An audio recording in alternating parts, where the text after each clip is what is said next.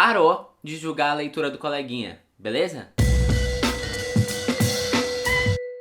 Deve fazer mais ou menos uns 5 anos que eu tô no mercado editorial, que foi quando eu comecei a pesquisar por blogs, a acompanhar autores, editoras, a saber mais de livrarias, enfim, todas essas coisas pra poder, porque eu queria escrever livro e eu fui conhecendo pessoas e eu aprendi muita coisa e conheci muita gente legal, muita gente que hoje em dia são amigos íntimos meus, até namorados, sei lá. Mas assim, no meio de todas essas coisas legais, de vez em quando eu me assusto com algumas coisas, com umas declarações assim meio babacas, tipo, ai, 15 livros que as pessoas mais fingem ler.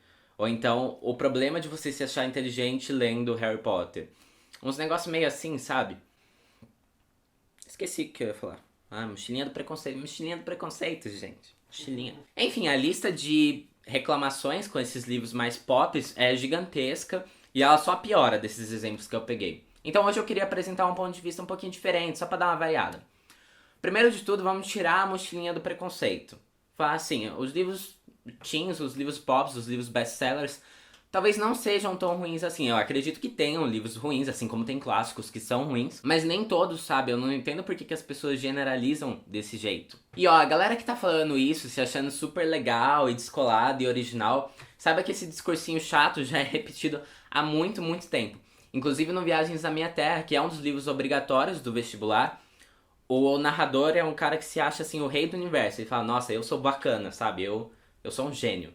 E aí ele fala, nossa, esse livro que eu vou escrever não é qualquer livro, não é esses livros que a galera fica lendo aí que vende na banca de jornal. Meu livro vai ser do caralho, eu vou ser especial, vou entrar na história. E esse livro foi escrito no século XIX, ou seja, faz um pouquinho de tempo que isso é repetido. Eu parto do seguinte pressuposto: se você não trabalha com literatura, você não precisa ser expert em literatura. Eu, por exemplo, não entendo nada de física, de química, eu não entendo nem o básico.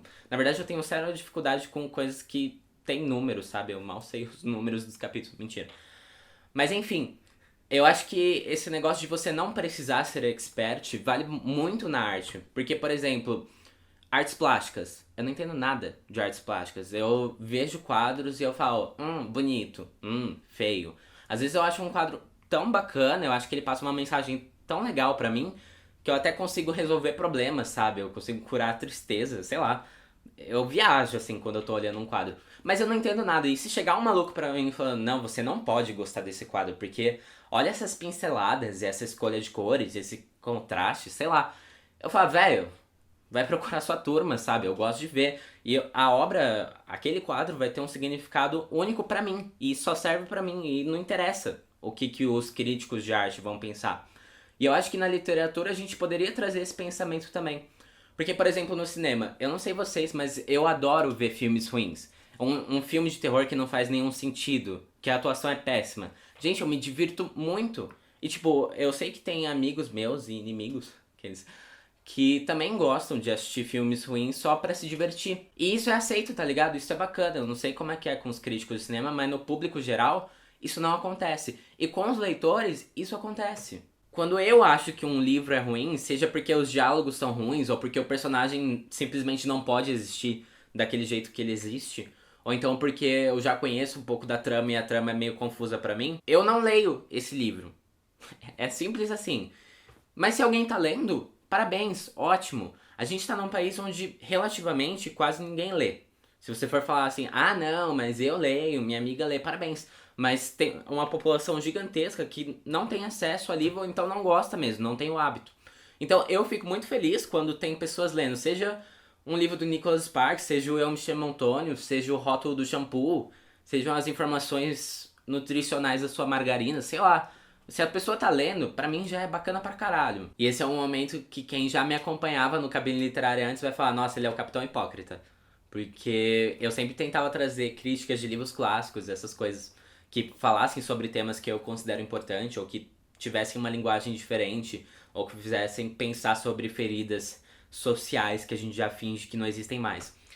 Mas, na verdade, eu fazia isso porque eu achava que pouca gente fala de clássicos, principalmente na internet. E já tem muita gente falando sobre os outros tipos de livros, sabe? Eu queria que as pessoas tivessem a chance de pelo menos conhecer esses livros e ver, tipo, nossa, não é um bicho de sete cabeças, sabe? E eu fazia isso porque eu queria que vocês tivessem a chance de conhecer livros clássicos também e vissem que eles também poderiam ser interessantes, que não é só o Bicho de Sete Cabeças que vai ser difícil, que você vai ler enquanto você tá dormindo. Eu queria que as pessoas tivessem opção mesmo. Só pra exemplificar isso que eu tô falando, eu, por exemplo, gostei muito do A Culpa das Estrelas. Eu gosto muito dos livros do Harlan Coben, que são bem bobinhos, que é sempre tipo, eu meio que já sei, é que nem o Nicholas Sparks dos livros policiais, sabe? Mas da mesma forma que eu gosto desses livros, gosto de Harry Potter, gosto de Guerra dos Tronos, eu gosto do Kafka, eu gosto do Dostoiévski, eu gosto do Jorge Amado, da Clarice.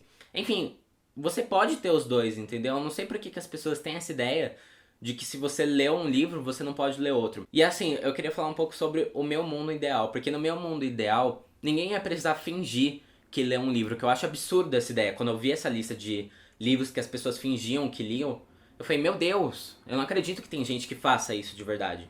Nesse meu mundo ideal, ninguém ia precisar esconder que gostou de um livro que foi escrito só por entretenimento. Ou então, ninguém precisaria limitar o seu tempo de leitura só em casa, porque se você lê o seu erótico em público, as pessoas vão ficar, ih, ela é piranha, hein? Essa daí não presta não. E por fim, quando alguém dissesse assim, eu não gostei desse livro, e fosse um clássico, você não ia falar, é, realmente, esse livro é pra poucos, é por isso que você não gostou. Sabe, eu quero um lugar onde as pessoas possam ler os livros que elas querem e terem as suas opiniões sem ninguém falar assim, ah, você não entendeu, ou então você não é bom o suficiente pra esse livro. Eu tenho um sonho.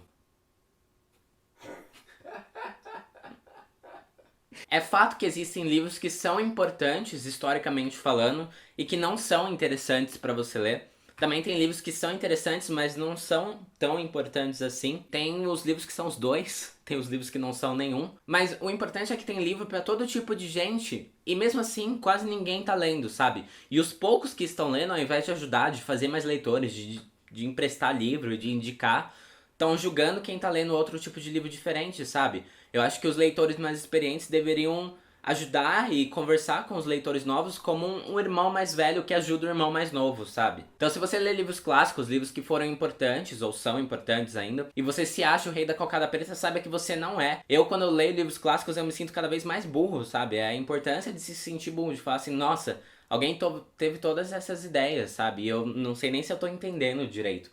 Enfim, parem de julgar a leitura das pessoas. Vamos ler, galera. Ler é amor, tá? As pessoas precisam ler de tudo, de tudo que elas quiserem, de tudo que elas precisam. Enfim, as pessoas precisam ler. E é isso, pessoal. Espero que vocês tenham gostado desse vídeo. Eu quero saber a opinião de vocês aqui embaixo. Se vocês conhecem alguém que fica falando, ah, você não pode ler isso, não pode ler aquilo, desabafa com a gente, que eu gosto. Eu sempre respondo os comentários. E é isso, dá um joinha. Se você é novo, se inscreve aqui no canal. E é isso, pessoal. Aqui é o Cabine Literário, literatura com personalidade. Yay! Até semana que vem. Enfim, a lista de reclamações com livros populares é gigantesca e ela só piora daqui. Então, hoje o que eu queria fazer com vocês? Que foi? É só pior daqui, deixa eu arrumar meu cabelo. Fazendo egípcia pra quem fala mal dos livros populares. Ah, amor, você não deixa eu ser natural. Pode falar, não para se eu rir, não. Tá bom. Aí você tá, tipo, gargalhando, tá ligado? Enquanto eu tô falando. Assim, eu tô morrendo. Para! Ai, vai acabar o tempo, a gente tá ainda nessa Não, frase. vai. Enfim, a lista de reclamações das pessoas contra o... Brava. Enfim,